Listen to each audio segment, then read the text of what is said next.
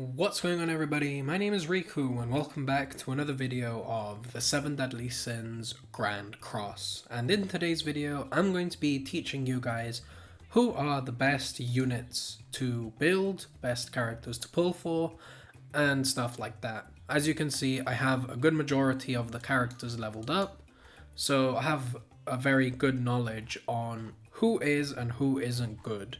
So I'm just going to give you guys a quick too long don't read, quick TLDR right before the video starts. The most important activity in the game is PvE. You might think it's PvP because of the gems, but PvE is going to allow you to become stronger for PvP.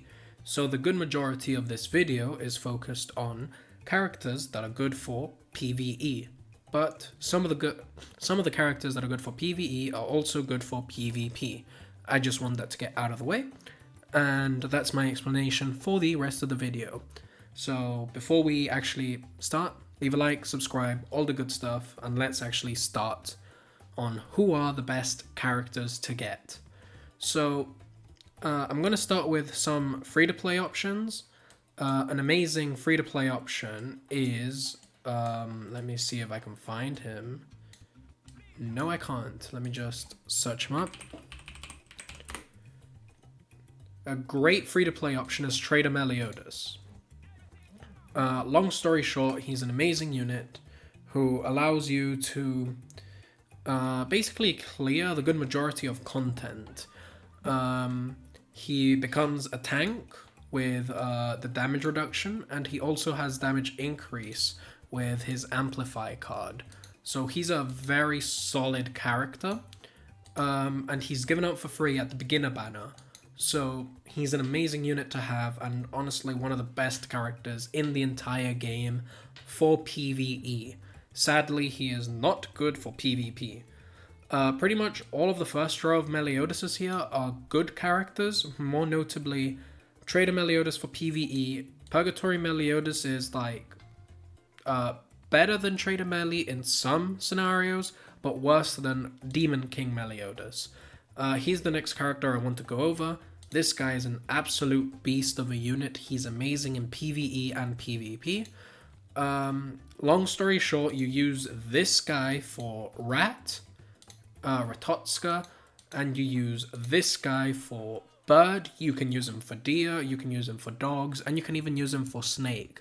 So overall, he's going to give you much more value until you are able to get this guy right here. My preference is still on Trader Meliodas for the content that I just mentioned. But yeah, another good character is LR Lostvein. Long story short, he's just a damage powerhouse. He's good for original demons, so that's how you can use him to farm up mats.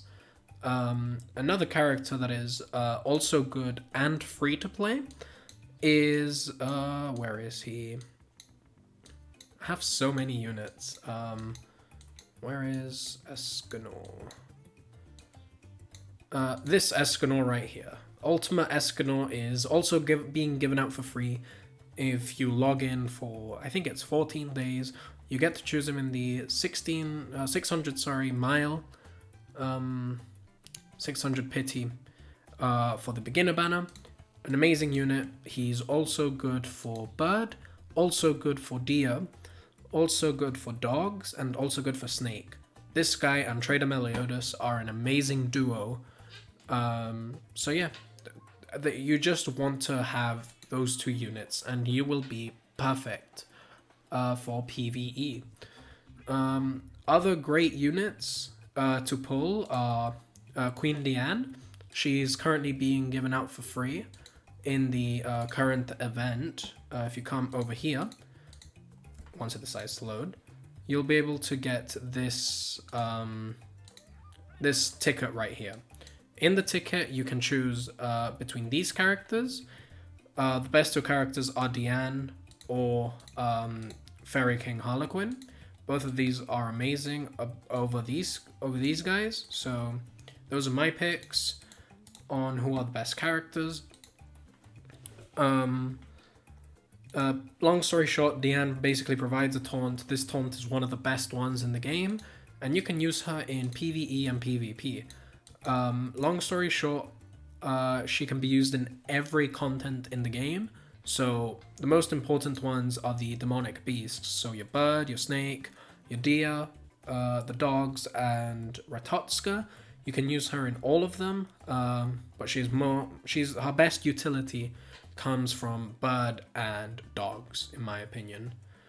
So yeah, you might be seeing all of these units and think, which one would be the best to level up the second I get it? So one of the characters that has one of the best utilities is Red Tamio. He's right here. No, I think I clicked. No. For his grace and his passive, I clicked on the wrong one. His grace, long story short, you attack him twice and your opponent gets a skill effect block. Nowadays, skill effect is the most important thing, because it's basically where all of the damage comes from. So Red Tamil is an amazing character to summon for. So yeah, let me just filter this by race very quickly. Click the wrong one. And let me just go to the goddesses. The goddesses are probably the best race to summon for. Long story short, the most notable goddesses are Elar Elizabeth. She is one of the best characters in the entire game for PvE. Long story short, her Elar passive heals an ally. When you heal an ally, you get basic stats. Basic stats means you are less likely to die, and you get higher points when it comes to doing your Gilder boss, your final bosses, stuff like that. This is a very good card overall because it basically heals you, and as we just said, more healing, more basic stats, etc. This is a very good card, removes debuffs and increases your defense related stats. Amazing character. Amazing card, sorry. And her ultimate heals you and gives you ultimate gauge. Additionally, when you heal with Elar Elizabeth, she also gives the entire team an ult gauge. So the second you get Red Princess Elizabeth, Elar her once you can. Other characters that are great from the goddesses are both Tamiels. They basically provide more or less the same utility. This one is just better for more content. Both Sariels are good. They have good use case scenarios. You are mostly going to be using this guy for his grace, ignoring 50% of the enemy's crit defense. Mael is probably the best goddess that you can get. He's basically the goddess enabler. Long story short, what he does is his grace increases his damage, or whoever he's linked to increases the damage by 20%, which is very good. And then his passive, long story short, increases all of the hero stats by 7%, and his damage dealt by 10% for each goddess ally on the battlefield. You use this guy for mono goddesses. Long story short, a full team comprised of goddesses. You go all the way here. Best example that I can give is in this boss. You use Mael, Goddess Elizabeth, Freya. You might be thinking Freya is unknown. You get her relic, and then she counts as a goddess, and then any goddess of your choosing over here. So, for example, it can be this Elate, it could be Sama Margaret, which is the character made for this boss. You can use Sariel if you want. Any character that's also a goddess and that is decent, you'll be able to use. So I just quickly glanced over Margaret. Both Margarets are good. They both have different use case scenarios. This Margaret is basically good for this specific demonic beast. Single target in this boss, cancel stance in this boss basically allows you to do damage. Her thing is, her blue card is also a remove buff and decreases the damage taken. And then her ultimate is just your basic triple crit damage. So if you get these 4 characters, you're golden for PvE. So yeah.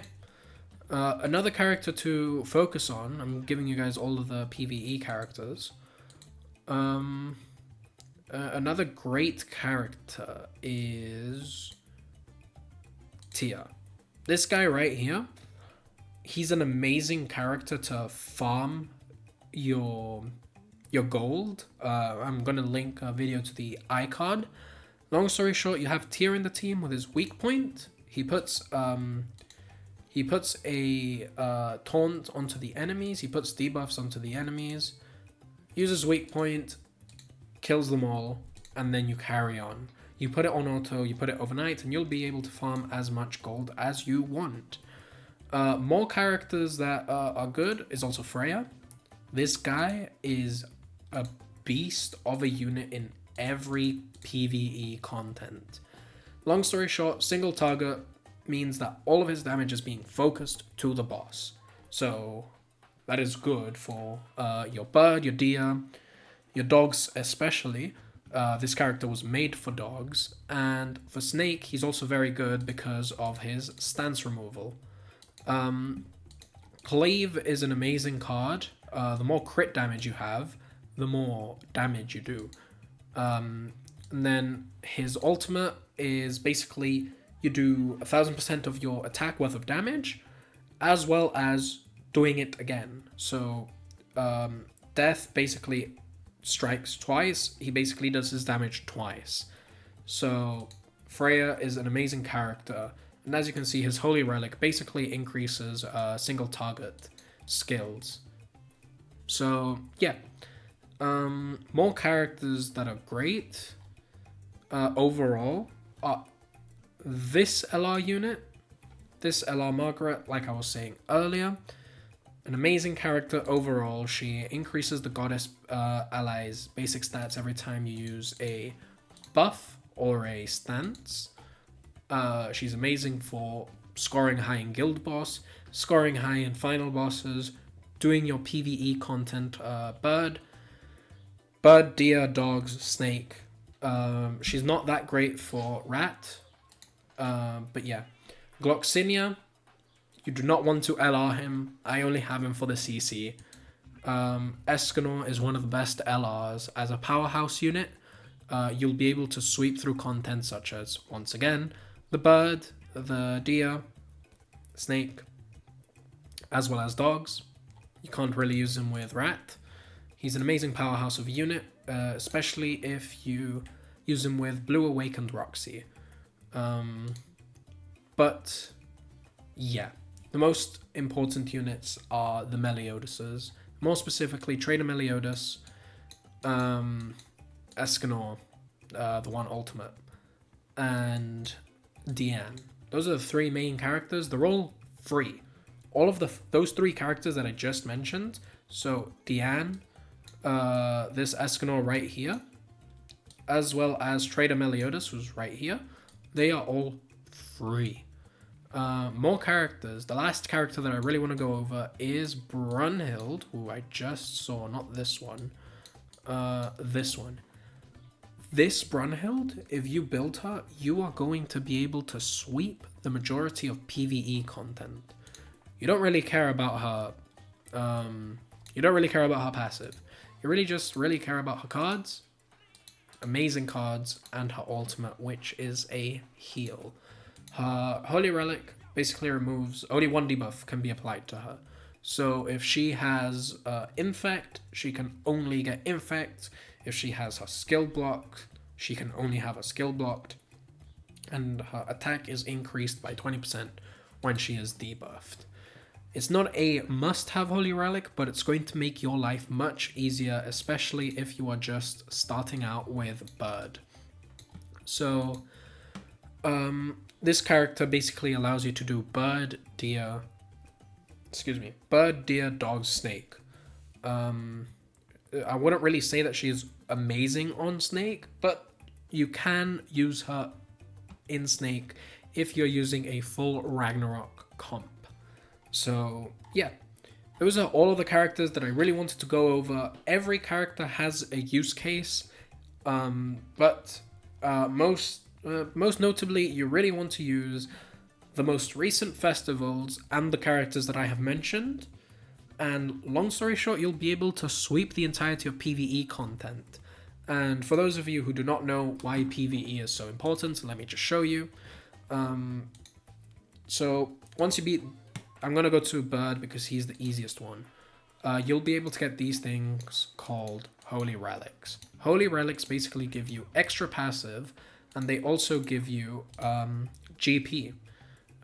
So GP right here allows you to get more stats overall, and you'll basically be getting much stronger.